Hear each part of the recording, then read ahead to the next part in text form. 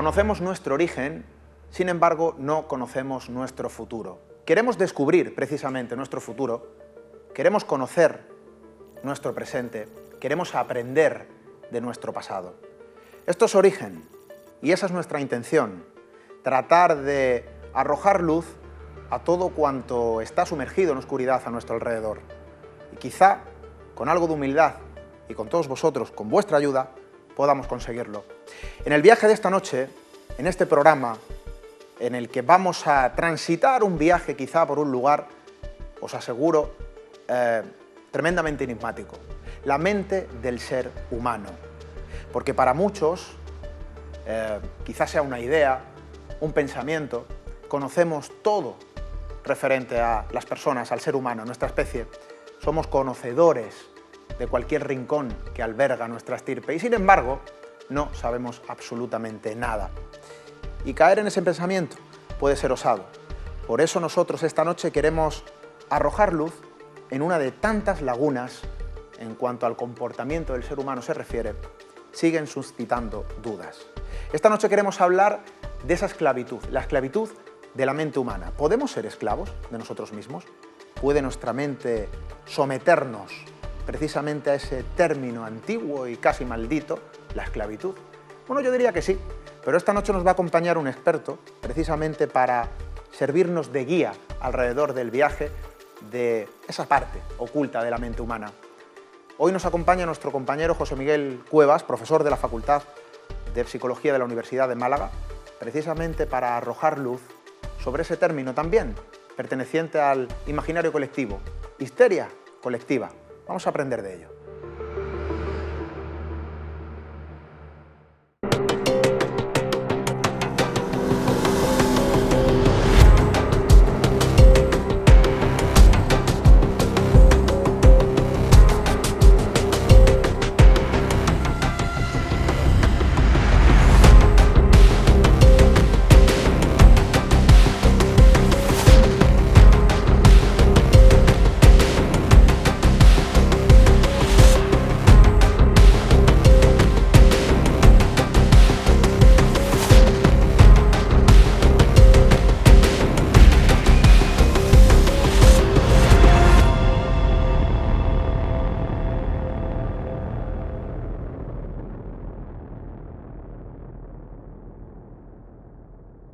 Y sí, ya sabemos que uno de los grandes misterios que rodean al ser humano es el propio ser humano. Esta noche queremos plantear sobre la mesa de este plató algunas preguntas, suscitar algunas cuestiones que siguen resultando dudosas para nuestra especie. ¿Puede el ser humano ser influido o víctima de su propia mente? ¿Puede el ser humano ser esclavo de su propia mente? ¿Y si esto lo expandimos de una forma colectiva? Quizá esta noche vamos a hacer alusión a uno de los grandes fenómenos que a día de hoy pueden sonar como una suerte de leyenda urbana. Y lo cierto es que la psicología tiene analizada, bueno, esta cuestión que queremos plantear sobre la mesa de este plató. Histeria colectiva. ¿Es un fenómeno quizá legendario? ¿Es algo que no obedece a una realidad? ¿O sin embargo puede ser una cuestión que puede sumirnos en una esclavitud colectiva? Sí. Habrá quien diga que es algo así como una suerte de psicosis, y lo cierto es que esta noche queremos hablarlo, queremos dialogarlo, analizarlo junto a uno de los grandes expertos. Ya saben ustedes, psicólogo de cabecera en nuestro programa hermano, en la radio, en Misterio en Red. Por supuesto tenía que serlo también en Origen. Nuestro buen amigo, compañero, José Miguel Cuevas. Muy buenas noches. Muy buenas noches. Esta noche queremos hablar precisamente de lo que hemos anunciado al principio, histeria colectiva. Claro, esto suena a una suerte de leyenda urbana, a cuestiones, pertenecientes a otras regiones y a otros tiempos, y lo cierto es que todos podemos ser víctimas, de algún modo, porque la síntesis no deja de ser la que hablamos, esclavos de nuestra propia mente. ¿Cómo podríamos definir, José Miguel,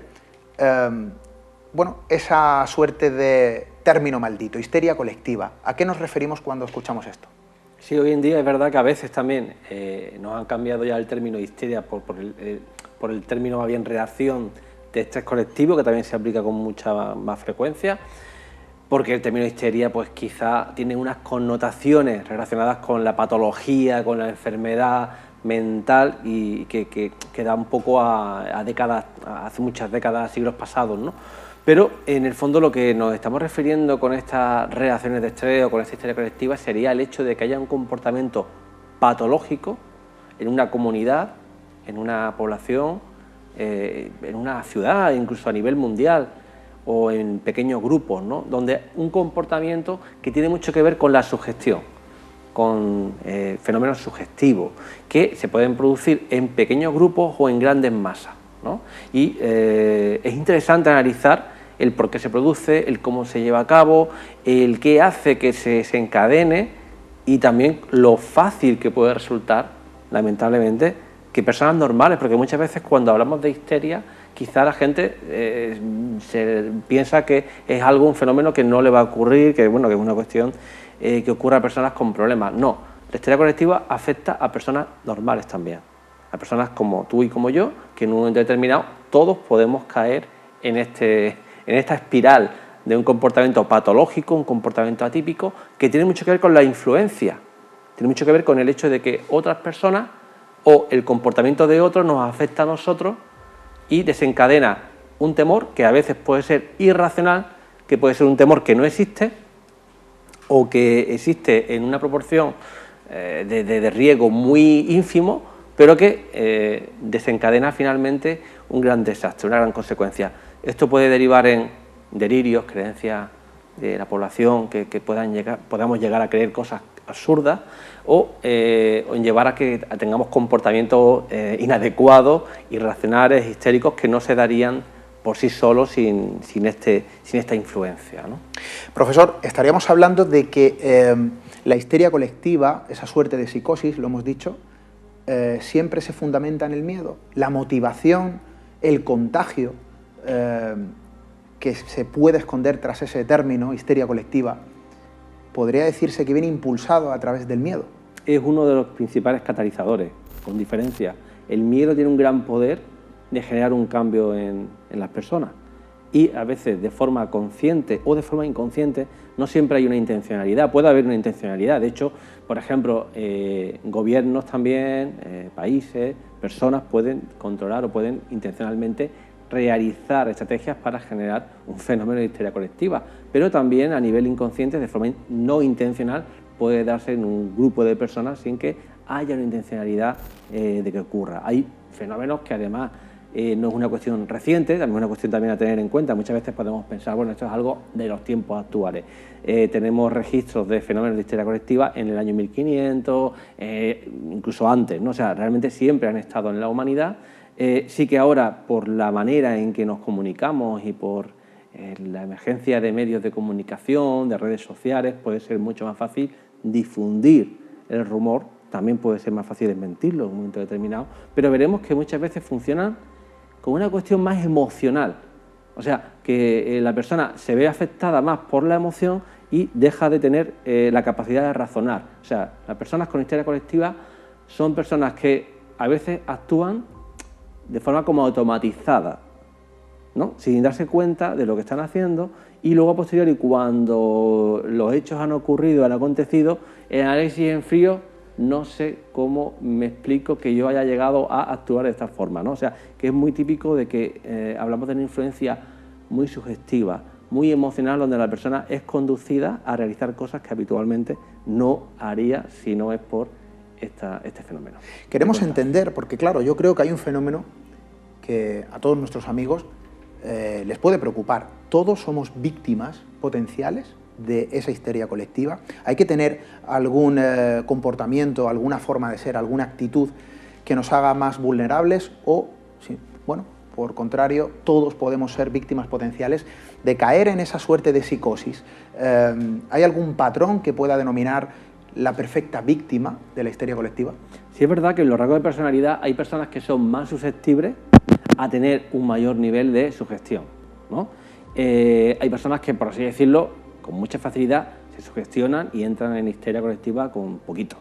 Pero es difícil encontrar a una persona que con determinada tiempo, o sea, con un tiempo suficiente, con una aplicación adecuada de la técnica, difícilmente se va a resistir. Había un autor que decía que cualquier persona saludable, sana mentalmente, era imposible que pudiera controlar el incesante sonido del tambor de la tribu de no sé qué, que en un momento determinado, en ese nivel de sugestión, por repetición, acabas entrando en ese nivel sugestivo. Por supuesto hay una diferencia, hay personas que van a entrar fácilmente y personas que se van a resistir, ¿no?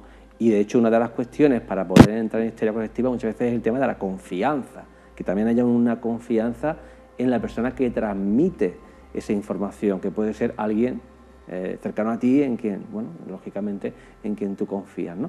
Pero yo diría que toda persona puede ser víctima de esa histeria, todos somos sugestionables y es un error pensar que a mí no me va a ocurrir. De hecho, si piensas que no te va a ocurrir, quizás seas más susceptible de que te ocurra. Eso no quita que, por supuesto, hay personas que se sugestionan con mucha facilidad, ¿no? Que ocurre que, bueno, que todo le pasa a ellos, ¿no? Pero, bueno, hay diferentes gradientes. Personas de confianza que puedan impulsar de algún modo esta suerte de actitud, esta psicosis.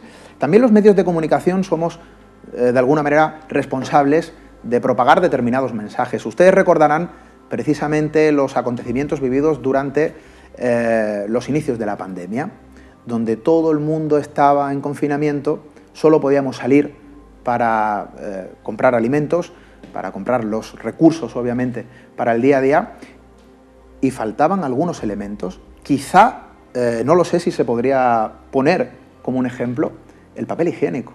La gente se lo llevaba a mansalva, no había en las estanterías de los supermercados.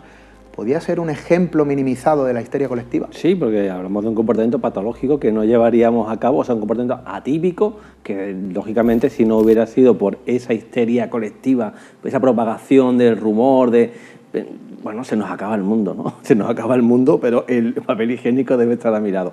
Efectivamente, y creo que efectivamente hay muchísimos ejemplos, tanto en un nivel micro, de pequeñas cosas que nos han ocurrido a todos, como ejemplos mucho más paradigmáticos, mucho más brutales, que incluso acontecen con denuncias, con muertes, con crímenes. O sea, realmente tenemos casos para todos los gustos, para entender mejor cómo es este fenómeno de la histeria colectiva, que ya digo, que a una escala menor nos ha pasado a todos con el tema de la provisión de elementos necesarios del día a día con el coronavirus, pero también que nos puede ocurrir en cualquier otra cosa. De hecho, hay alguna cosilla que luego hablaremos quizá del tema de salud, un posible mito ahí que se extiende mucho ahora actualmente, que podemos también abordarlo. La psicología, profesor, desde luego abarca estos comportamientos, estos fenómenos a lo largo de la historia, y vamos a poner algunos ejemplos. Hemos visto cómo esto ha sucedido sin importar la región, sin importar el marco cultural donde acontece y desde luego también sin importar precisamente la edad o la condición social de las víctimas. Lo cierto es que la psicología estudia de cerca este fenómeno, lo tiene bien localizado, hay elementos que componen el puzzle como si fuesen piezas disueltas. Hay un efecto que la psicología analiza, el efecto arrastre. ¿De qué estamos hablando? Sí, el efecto también llamado bandwagon es un efecto que tiene mucho que ver con también lo que llaman a nivel psicológico la validación social, y es un tipo de influencia, y es un poco el hecho de cómo las masas, cómo los grupos tienden a tener un comportamiento al unísono, ¿no? Como es muy fácil que sigamos a la mayoría, ¿no? Si nos damos cuenta, es muy sencillo, vamos a comer a un restaurante, ¿elegimos aquel restaurante que está vacío? No, elegimos el restaurante que tiene cola, que vemos que está lleno, y si no conocemos, rápidamente vamos a buscar aquel restaurante que está lleno. Que cuando vas a comprar una prenda de ropa y la chica de la tienda o el chico de la tienda te dice se vende muy bien o tal, bueno, es una invitación a que ese producto es de calidad, ¿no? Si cualquier producto tecnológico se vende bien, es el mejor, ¿vale? Siempre hay como una tendencia a que pensamos que todo aquello que la mayoría hace es algo correcto, es algo adecuado. Por tanto, al revés, podemos utilizar la influencia contraria, el castigo social, ¿no? Entender que si yo te digo, oye, nadie va a la huelga, ¿tú qué vas a hacer? Pues te estoy invitando a que no vayas, ¿no? O sea, Utilizar la mayoría es un efecto arrastre, ¿vale?, que nos puede condicionar consciente o inconscientemente, utilizado de forma manipulativa o utilizado a veces también de forma automática, ¿no?, sin ningún tipo de maldad por detrás. Pero está claro que hay una serie de resortes, de mecanismos psicológicos que, ¡pum!, saltan en la persona y nos llevan a tener un comportamiento sin pensarlo. Y tiene mucho que ver con lo que llaman en psicología los heurísticos. Los heurísticos son como unos atajos mentales que todos tenemos por los cuales tenemos como una forma de solución rápida para salir del paso. Por ejemplo, la gente se viste a diario y ¿qué es más atractivo? Vestirte en 5 minutos o en 3 minutos, elegir rápido o tirarte 3 horas para decidir cuál es la mejor prenda de ropa, ¿no? Entonces, o sea, pues tenemos un heurístico que nos lleva a que escojamos con rapidez. O si alguien te hace una pregunta y tienes que dar una respuesta rápida, pues muchas veces recurres a ese heurístico. ¿Qué pasa con ese heurístico? Que es verdad que está muy bien porque nos sirve para adaptarnos, nos sirven para tener una vida rápida, pero que en ocasiones no son infalibles. Y en ocasiones hay manipuladores también que emplean esos heurísticos para conseguir las respuestas que ellos desean. Es curioso, profesor, porque, claro, nuestros amigos dirán, es una realidad. Al final el ser humano se comporta de una forma gregaria. Todo el mundo sigue a la mayoría. De ahí la comparativa de muchas personas cuando nos llaman a algunos o llamamos a otros ovejas del rebaño, ¿no?, que siguen al pastor guiados por el miedo o por un sentimiento o por las emociones, que al final de algún modo el ser humano se guía por sus propias emociones. Y lo cierto es que tenemos esa manía o esa costumbre, y quizá programada en el código genético del ser humano, de copiar o replicar o hacer lo que la mayoría hace, de seguir el camino, ¿no? Si lo siguen todos, pues esto es lo que es correcto y esto es lo que está bien. El ejemplo perfecto, el restaurante. Y esto yo creo que nuestros amigos lo harán también, ¿no?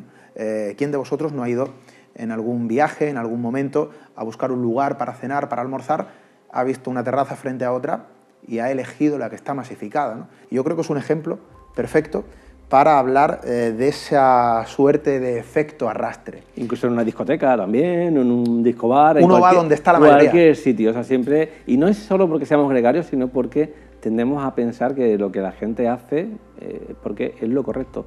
Y fíjate que en el tema de las masas y del comportamiento gregario hay como diferentes perspectivas en psicología, ¿no? Había autores que planteaban como que el comportamiento colectivo siempre era negativo, era un comportamiento irracional, o sea, por así decirlo, que siempre que actuamos nosotros en comunidad sacamos lo peor de nosotros. Mientras que hay otros autores que, afortunadamente, van pensando que no, que nosotros en colectivo podemos realizar grandes cosas, podemos cooperar y podemos conseguir soluciones que no conseguiríamos por nosotros solos. En el primer nivel, en esta perspectiva negativa, en el siglo XIX, a final del siglo XIX, había un autor, Le Bon, que era conocida por el libro Psicología de las masas, que en la primera mitad del siglo XX fue de los libros más leídos, de los libros que en psicología más pegaba. Tenía una perspectiva del ser humano súper negativa. O sea, Le Bon era, según otros autores como Moscovici, decía que era el Maquiavelo del grupo. O sea, era el Maquiavelo de la psicología en entender que el comportamiento grupal era siempre negativo. ¿Qué decía Le Bon? Y puede tener una parte de razón en algunos comportamientos de las masas, pero afortunadamente no todas las masas son así, cuidado. Y esto hace referencia a lo siguiente.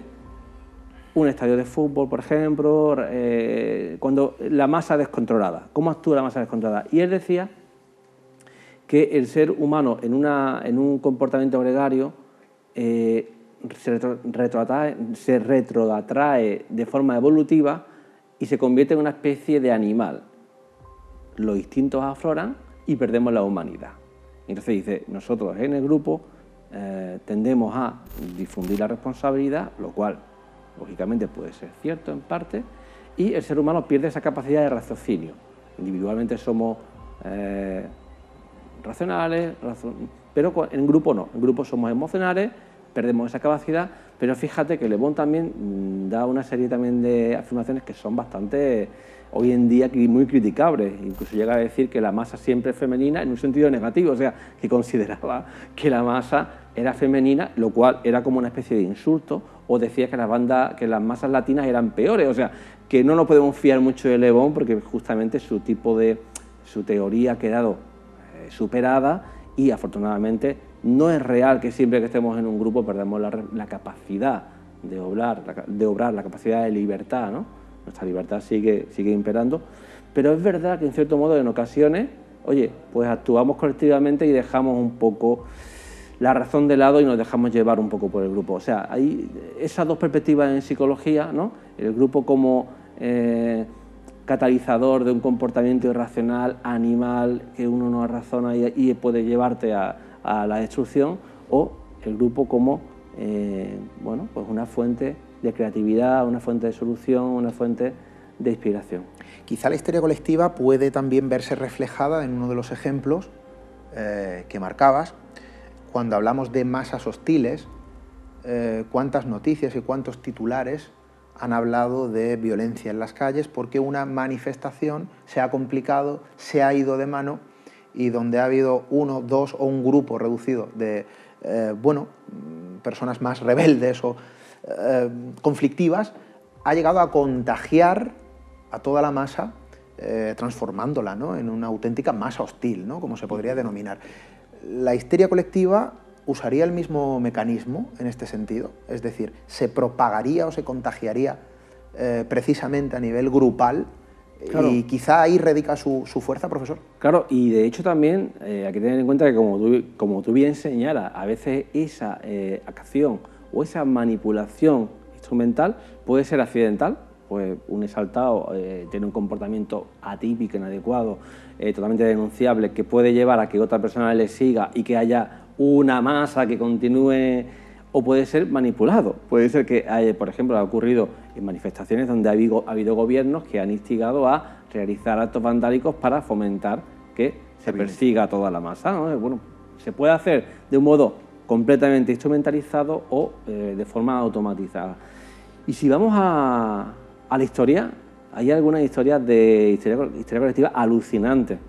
No sé si hay un caso que es precioso, bueno, documentado, que además hay informes de médicos que atestiguan que esto era completamente verdadero, que puede parecer que la gente puede llegar a pensar que lo busquen, que está documentado, hay informes médicos de la época y esto es completamente real. Año 1518. El fenómeno de coreomanía. Esto ocurrió en Estrasburgo. De pronto, una señora, no recuerdo ahora mismo el nombre, pero una señora, se conoce también el nombre de esa señora, esa instigadora inicial, ¿vale? Una señora se puso a bailar. Se puso a bailar con el problema de que no podía parar de bailar. Esa señora tenía una especie de enfermedad, de patología aparente, por la cual, si intentaban parar de bailar, esa no podía. Bueno, todo podía pensar en un comportamiento atípico de una persona. El problema surgió en que a esa señora le siguieron otras más. Y le siguieron bailando otra serie de personas, pero que no paraban para dormir, no paraban para... o sea, se tiró horas bailando, extenuadas hasta llegar a la muerte. O sea, personas que empezaban a bailar y acababan muriendo. Pero es que esa llamada enfermedad del baile que se empezó a investigar, que se desconocía la causa de esta... se pensó que era un fenómeno de histeria colectiva, donde de pronto las personas observaban el baile y empezaban todas a realizar el mismo tipo de baile. Una medida curiosa que realizaron algunos médicos, recomendaciones para curar en aquella época, la medicina no era la medicina actual, no había medicina moderna, se le ocurrió la genial idea de acompañarlos con música. Y dice, bueno, pues vamos a hacer que bailen para que no haya una resistencia y de ese modo conseguir que ellos acaben parando por sí solos. No, pues no resultaba. Y sí que es verdad que luego después, documentándose, se han barajado hipótesis alternativas a este fenómeno tan misterioso de personas que empezaban a... Claro, pensad, personas que acababan con derrames cerebrales, que acababan con infartos, que acababan con, bueno, extenuados, sin agua, o sea, bueno, secos completamente. Y encontraron, por ejemplo, la posibilidad de que en el trigo hubiera una contaminación, un hongo parecido al LSD, muy parecido a los alucinógenos, que indujera una alucinación, un delirio en las personas que lo consumían, ¿no? O sea, que posiblemente podía haber una causa también física. Pero se documentó en su momento como un caso de histerismo colectivo. No se sabe muy bien ¿qué es lo que ocurre? si era una cosa o la otra, pero ahí queda registrado como un fenómeno. Pero ha habido más casos también.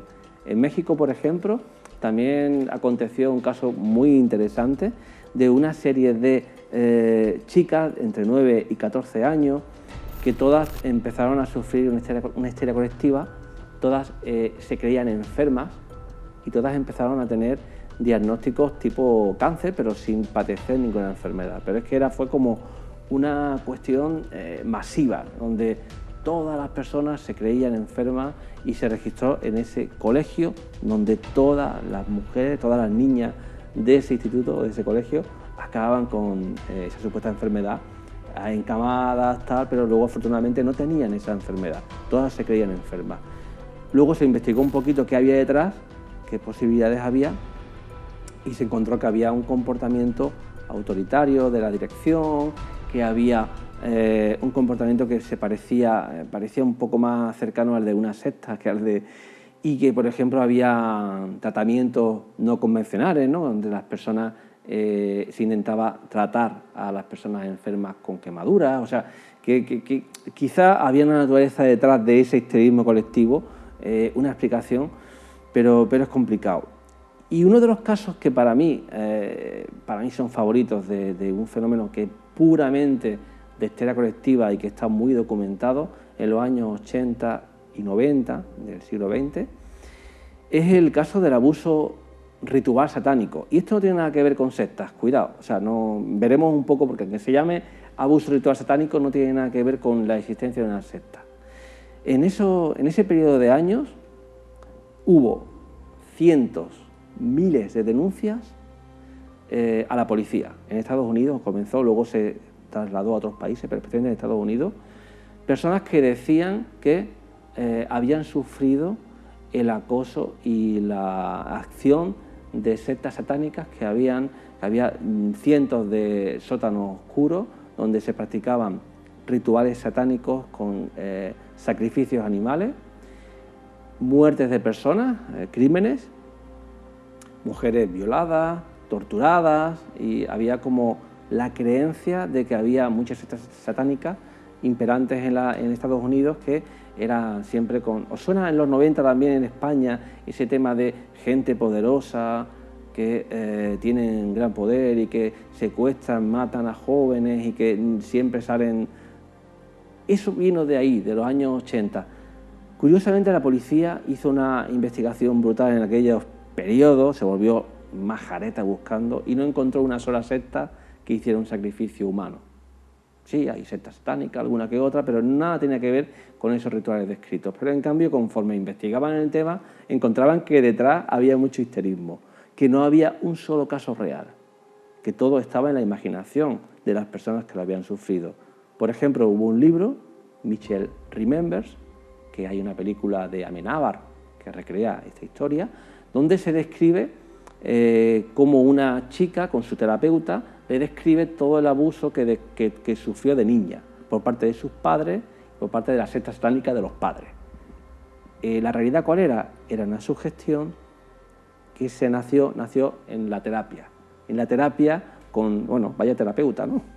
El terapeuta instigó o indujo esta falsa creencia en la paciente y ese libro fue un bestseller que además fue como una base que generó que muchas personas se contagiaran de histerismo y denunciaran que también ellos habían sufrido lo mismo que Michelle, ¿no? O sea, cientos, miles de personas denunciando supuestas satánicas que no existían.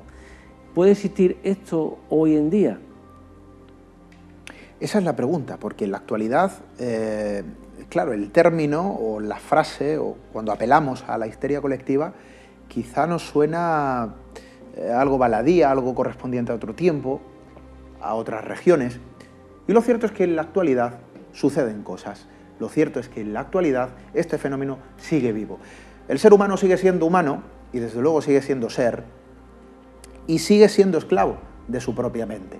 Vamos a poner un ejemplo, profesor, porque en la actualidad, desde luego, hay noticias que para muchos, bueno, son titulares que son de esos que es mejor tapar, ¿no? Y lo cierto es que hay que contarlo. Algunos recordarán, cuando hablamos de histeria colectiva, la historia de Orson Welles, la Guerra de los Mundos, esa supuesta invasión en Estados Unidos que propagó la creencia real para muchos de que en ese preciso instante donde la radio daba la noticia, estábamos siendo invadidos por alienígenas. Y lo cierto es que a día de hoy esos alienígenas cobran otra naturaleza, cobran otra forma. La histeria colectiva contemporánea sigue siendo una realidad, ¿no es así, profesor?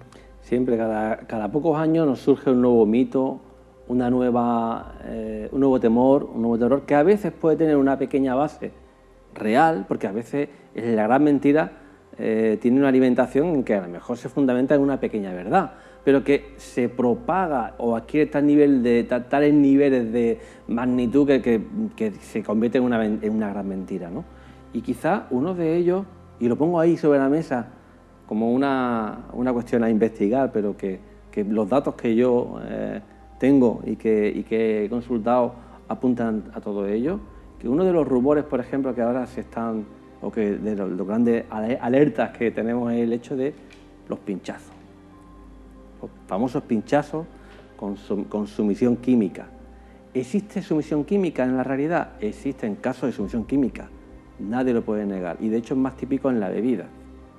¿Vale? Hay que tener cuidado con la bebida, taparla, las mujeres deben tener cuidado porque la posibilidad de que te introduzcan éxtasis líquido u otras sustancias que puedan suponer un problema para tu salud y un problema de sumisión, bueno, no es que sea automática, pero se puede llevar a cabo. Pero en cambio ahora el miedo este del pinchazo, vamos a los datos, a las evidencias. Andalucía, 100 casos documentados la semana pasada, 100 casos. ¿Cuántos casos de los 100 ha habido algún tipo de sustancia detectada? Ese dato no nos lo están dando.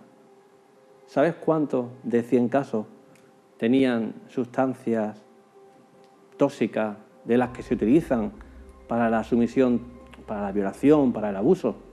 Hablamos de 100 casos, 100 denuncias, 100 tratadas casos como denunciados, tal, investigadas como investigados, tal, con un proceso médico, con un análisis elaborado evidentemente por especialistas, donde hay informes forenses.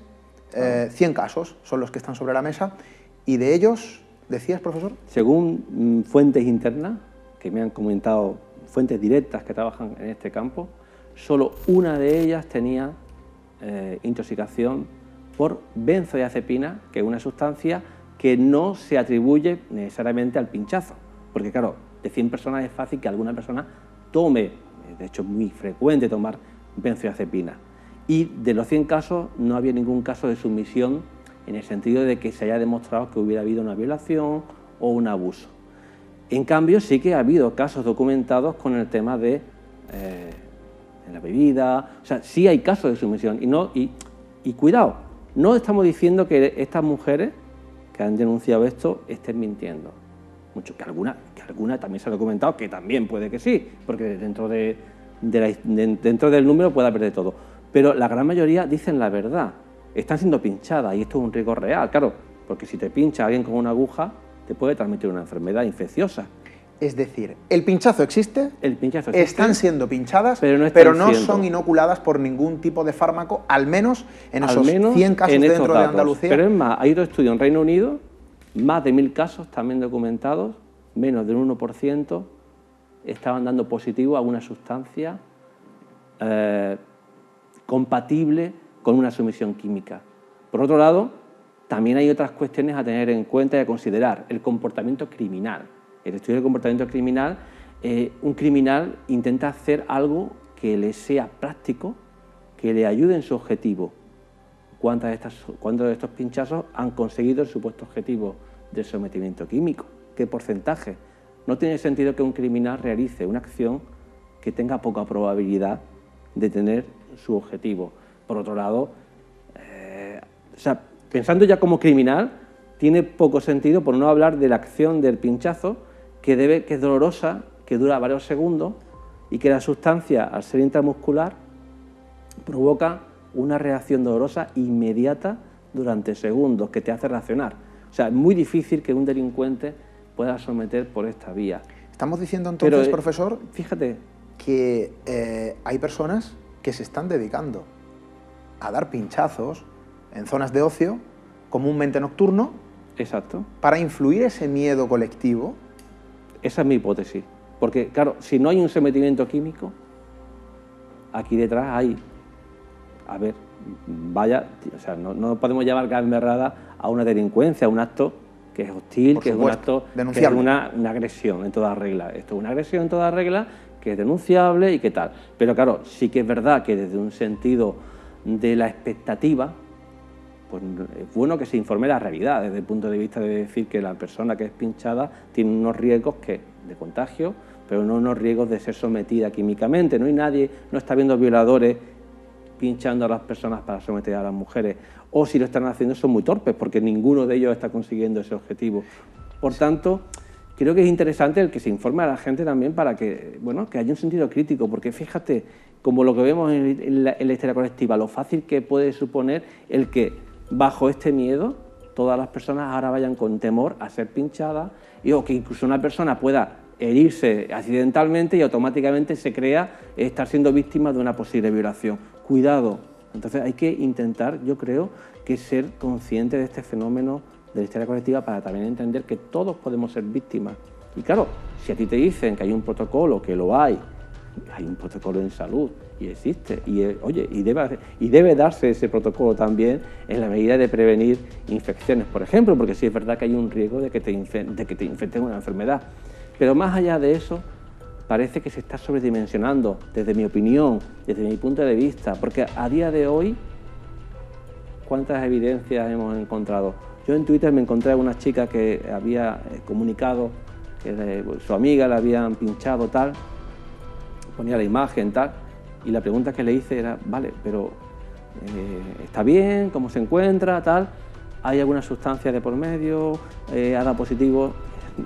Nunca se ha dado respuesta, no me dio respuesta a esa cuestión. Los pero informes es que, forenses, al final, son los que son. Es un fenómeno que está sucediendo, hay un miedo irradiado en la sociedad, hay algo que está sucediendo y desde luego es noticia. Los protocolos sanitarios son los que son y algo está ocurriendo. Lo cierto es que la información choca con esos informes forenses que por estadísticas, bueno, de algún modo, como resultado de esa síntesis del titular, no obedece con ese objetivo criminal, desde luego. Pero ocurrió también hace años con la burundanga, otro fenómeno, la burundanga. Casos de burundanga que ha provocado violaciones en España, 0. Casos de burundanga que ha provocado robos, 2, 3 documentados en toda España. No se dice que el uso de la burundanga no pueda ser perjudicial. No, o sea, puede haber una base de realidad. Esto se puede emplear y puede llevar a una consecuencia, pero la realidad, la evidencia no permite justificar el comportamiento colectivo de un temor irracional. Claro, yo me puedo dejar guiar por una histeria colectiva y pensar que mañana me van a drogar con burundanga cuando no hay una evidencia de que esto vaya a pasar, ¿no? Como el que va a montarse en un avión y piensa, este avión se va a caer. No tiene sentido que tengas un temor que está poco basado en evidencia. Ahora, sumisiones químicas sí que ha habido. Cuidado, chicas, informar de que las copas tienen que estar protegidas, de que lógicamente eso no quita que haya peligros en la noche y que haya situaciones que sean terribles, pero creo que es bueno que los ciudadanos estemos bien informados y que los medios no contribuyan a la difusión de mitos, ¿no? Porque todos somos víctimas de mitos. ¿Cuántos mitos, cuántos WhatsApp, cuántos mensajes recibes a lo largo del día señalándote supuestas cosas que han ocurrido? ¿Cuántos secuestros han ocurrido en el instituto de tu hija o de mi hija o de tal que luego no son ciertos? Es muy fácil inducir el miedo.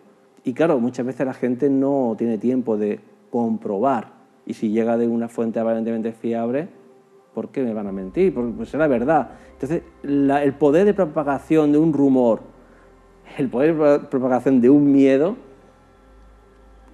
el es muy alto. rumor como impulsor, como tren que transporta precisamente un mensaje con la capacidad de desatar esa suerte de psicosis, ¿no? Lo veíamos recientemente, precisamente en la época, lo decía al principio, del confinamiento, el inicio de la tremenda cuarentena a la que todos estuvimos sometidos, evidentemente por necesidad sanitaria, en la que cuando vosotros, acudía al supermercado, ¿verdad?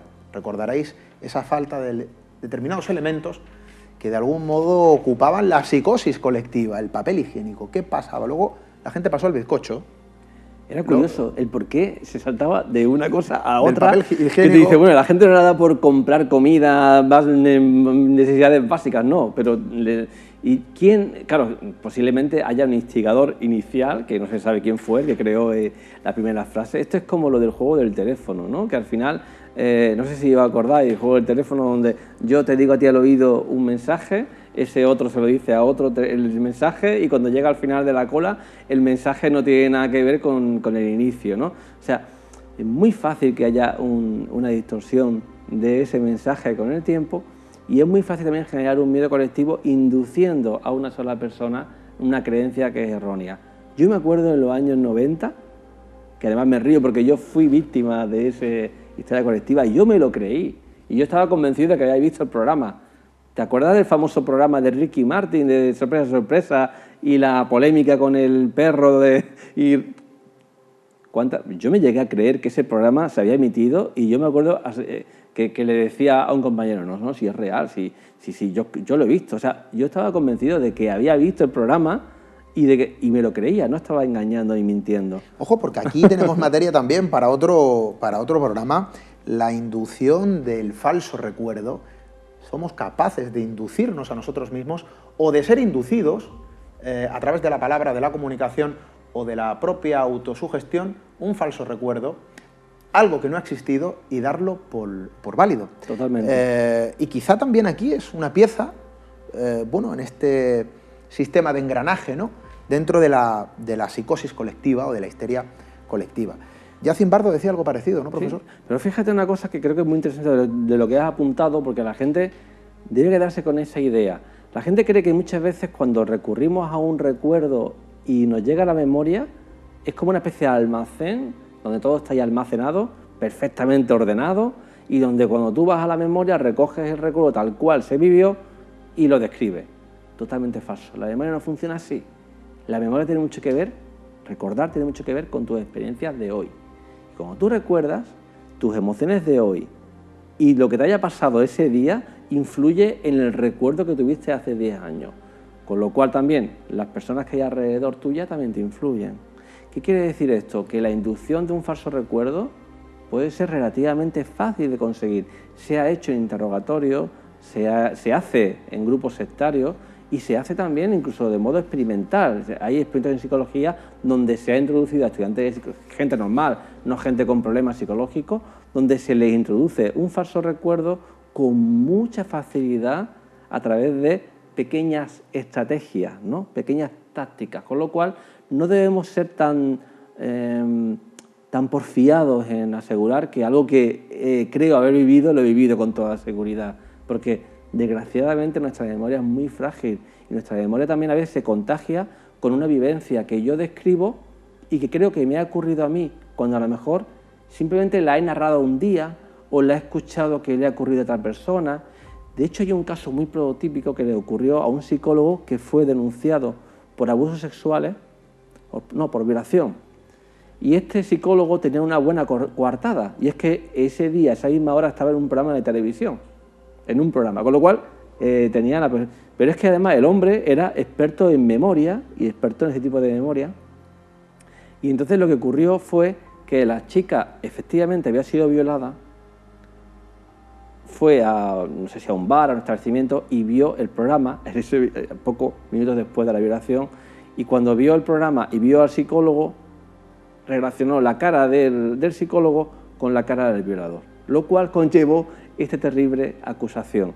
Afortunadamente se comprobó que era imposible la coartada y se vio que había sido víctima de este falso recuerdo que se había recreado. Claro, a veces el recuerdo puede ser real y es, digamos, alterado por las experiencias que nos ocurren, o en otras ocasiones directamente se puede inducir. Bueno, en el caso de prisioneros de guerra, se llegan a inducir creencias erróneas, creencias completamente inventadas, por ejemplo, haciendo que las personas escriban en un papel todo tipo de cosas, ¿no? Entonces se les invita, se les trata bien, no se les tortura. Oye, aquí tienes tu comida, te hace falta algo, pero mira, escribe, háblame de tu país, venga, ponme aquí tu país, cómo es, tal y cual. Cuando la persona habla de su país bien, esto no me acaba de gustar, mira, ponme algo negativo, hombre, también, ponme, ¿qué te parece que me digas algo negativo? La persona acaba sugestionada, acaba pequeños detalles negativos de su país, y eso poco a poco se va reforzando con comida, con buen trato, con cariño y afecto. Cuando escribe mal, se le trata mal, y al final la persona acaba diciendo que su país es Satanás y que el país donde se encuentra le tratan muy bien y esto es una maravilla. La gente es manipulable y los recuerdos son completamente, bueno, lamentablemente son manipulables también. Entraría dentro de la estructura de esa amalgama de componentes que envuelven la histeria colectiva. El falso recuerdo, la inducción, la convicción de una vivencia que realmente no se ha producido, incluso creencias nuevas, influidas por terceras personas o por un medio de comunicación que lanza un mensaje, bueno, dejando al sujeto o a los sujetos bajo esa influencia, ¿no? Ha ocurrido, he puesto un ejemplo, Orson Welles, La Guerra de los Mundos, un teatro narrado que para muchos, desde luego, se convirtió en una auténtica pesadilla. Nos estaban invadiendo. Las llamadas a los servicios de emergencia se producían, las líneas estaban colapsadas. La creencia ferviente de lo que estaban escuchando a través de la radio era algo real, algo que estaba sucediendo en ese preciso instante, generó también la visión de cuestiones que no estaban sucediendo. Luces que realmente obedecían al alumbrado de la calle, de repente se transformaban en objetos no identificados que descendían del cielo, ¿no? Y fíjate que en un sentido mucho más fácil de que te afecte y que todos podemos sufrir. Recuerdo, por ejemplo, en el año, no sé si 2006, que hubo una Semana Santa en Sevilla gloriosa, que fue conocida pues, por un tema, episodio de histerismo colectivo. Claro, hubo alguien que lo propagó. La cuestión es que de pronto, en Semana Santa, todo el mundo empezó a correr y y convencidos de que había atentados terroristas y de que había habido varias bombas con muertes, lo que provocó una avalancha de personas que posiblemente sí provocó heridos. O sea, el miedo. ¿Cómo puede provocar fácilmente un detonante pequeñito? Puede, con temor, infundando emociones intensas, puede generar en nosotros un comportamiento irracional hasta el punto que nos pueda llevar a la muerte también, porque a lo mejor, fruto de esa histeria colectiva, el miedo, el pánico, pues te lleva a un comportamiento irracional que pueda acabar con tu vida. O sea que somos más débiles, en ocasiones, de lo que podemos interpretar en primera instancia. Nuestra mente, que de algún modo es el órgano más portentoso que obra en el ser humano y desde luego también es el que nos hace ser lo que somos, también nos puede transformar precisamente en esclavo de nuestros propios miedos. Esto sucede a nivel individual, profesor, y evidentemente se puede, bueno, propagar, lo estamos viendo en estos fenómenos, en la histeria colectiva. Profesor, hay que decirlo, porque a nuestros amigos seguramente les interesará. ¿Podemos protegernos de la histeria colectiva? ¿Hay recomendaciones, hay elementos que podemos usar a nuestro favor para que, bueno, de algún modo podamos esquivar este tipo de redes, este tipo de pensamientos? ¿Hay alguna forma de protegernos como personas individuales? Sí, yo creo que hay determinados consejos, tips que se pueden dar que pueden ayudar a contribuir un poco a que nos afecte menos o que ese histerismo se reduzca, ¿no? Creo que es fundamental, sobre todo, estar bien informado, y creo que uno de los errores que comete la gente es que se fían mucho de fuentes no oficiales, de fuentes, bueno, pues me ha dicho mi cuñado, me ha dicho mi amigo, he leído en internet que hay un artículo en internet que dice que tal. Entonces, mucho cuidado con fiarse de fuentes informativas que no están contrastadas, porque muchas veces además hay un terrible problema, que es que muchas veces aquello que es secreto automáticamente al ser humano le parece que es más real, y es mentira, o sea, no tiene por qué, o sea, aquello que es secreto no tiene por qué ser más real, pero parece que cuando algo se nos oculta o cuando algo no está muy a la vista, es que eso automáticamente debe ser la gran realidad que nos están ocultando, con lo cual yo creo que es importante el ir a las evidencias, no a las conspiraciones. Siempre va a haber, o sea, no vamos a negar que haya alguna conspiración por ahí, posiblemente la conspiración que haya ni tú ni yo la conocemos, pero está claro que al final tenemos que intentar jugar con la información que tenemos e intentar buscar qué evidencias hay de esta realidad. Vamos a buscar en las fuentes si efectivamente hay detrás un peso que sostenga esta creencia. Con lo cual creo que informarse es un propósito maduro, sobre todo cuando hablamos de algo que nos atañe o nos importa. Claro, a mí un rumor que no me suponga una preocupación, pues lo puedo pasar de lado, pero cuando algo puede ser para mí una preocupación, a veces una búsqueda adecuada te elimina ese rumor. Por ejemplo, hay páginas muy buenas que hacen una gran labor informativa, que Stop Bulos, Malita.es, que son fuentes de referencia que se dedican diariamente a estudiar y valorar si una determinada información es bulo o si efectivamente tiene un punto de realidad. En ocasiones hay un punto de realidad. Entonces es bueno informarse con fuentes fidedignas. Creo que también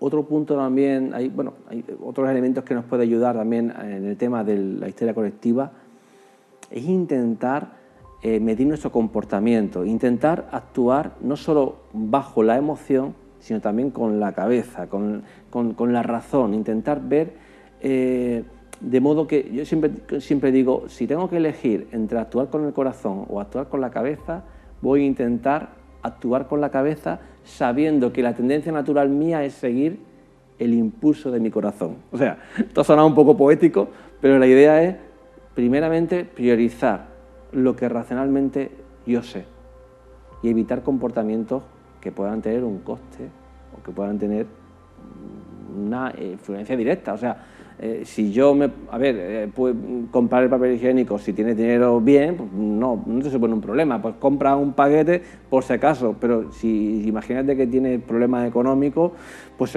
conviene voy a comprobar si efectivamente es tan necesario esto o si Creo que es importante el tener en cuenta los costes, los balances y, bueno, creo que el ser humano tiene que intentar ser más racional a la hora de tomar decisiones y tener cuidado con esos automatismos, ¿no? Cuando vayamos a actuar, pensar que a veces nos puede salvar la vida un automatismo, pero también a veces nos puede provocar la muerte. Un ejemplo que la gente lo puede ver muy gráfico, el volante. Si tú vas al volante, un instinto natural te puede llevar a que esquives y te pueda salvar, o puedes suponer que ese movimiento del volante te lleve al barranco o te lleve a estrellarte y matarte. Entonces, el automatismo no siempre, claro, el automatismo está por supervivencia, está ahí y es un mecanismo que nos ayuda, pero no siempre nos ayuda, con lo cual intentar, en la medida de lo posible, tener tiempo para pensar, pensemos, razonemos, busquemos evidencia y no nos aseguremos. Luego también creo que es interesante que la gente, y ya acabo con esto, que la gente tenga de pie un poco a la duda, a la incertidumbre, a que la gente evite la certeza absoluta. Por ejemplo, cuando he hablado yo del tema siempre me queda un punto de incertidumbre. Vamos a ver si esto hay evidencia o no lo hay. No hay una verdad absoluta. Vamos a ver qué evidencias hay, vamos a ver dónde está la realidad. Y la verdad ni la conozco yo, ni la conoces tú, ni la conoce nadie. Vamos a intentar ser un poco... Que no pensemos que mi conocimiento es el conocimiento único y posible. Entonces es importante, creo, escuchar, pero escuchar activamente y buscando evidencia. Y también entendiendo que hay veces que no sé algo, y el no saber algo no significa que tengo que abrazar fuertemente una creencia que todavía, pues podría ser, pero no es segura, ¿vale? Bueno, yo creo que nos podemos quedar con ese ejemplo tan gráfico, el de acudir a una cena, el de buscar un lugar para cenar en cualquier ciudad, incluso, ¿no?, en nuestro propio entorno, y siempre atender a la terraza llena, al restaurante que está lleno. Es un ejemplo tan gráfico, profesor, es un ejemplo tan real. Acudimos a donde va la mayoría, actuamos como actúa la mayoría y en ocasiones nos comportamos para bien y en ocasiones también para mal, como se comporta la gran mayoría. Profesor de la Facultad de Psicología de la Universidad de Málaga. Profesor, muchísimas gracias. Muchísimas gracias, un placer y nada, estamos aquí para cuando necesitéis. Volveremos a hablar. Gracias. Y nosotros nos quedamos con esas notas apuntadas. Tenemos que protegernos también de nuestra propia mente, protegernos a través del raciocinio, del pensamiento y desde luego de la atención a todo nuestro entorno. En ocasiones nuestra mente puede ser también el verdugo que nos somete a una esclavitud. Usémosla a nuestro favor. Nosotros desde luego tenemos que poner el punto y final al programa de esta noche.